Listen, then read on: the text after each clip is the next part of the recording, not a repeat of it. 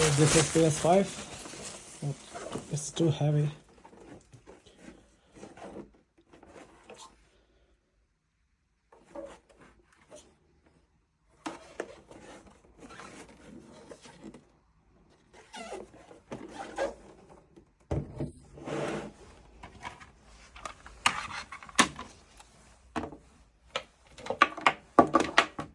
Podłącz kontroler do konsoli za pomocą przewodu USB i naciśnij przycisk PS.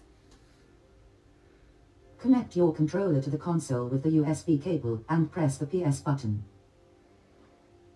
Schließe deinen Controller mit dem USB-Kabel an die Konsole an.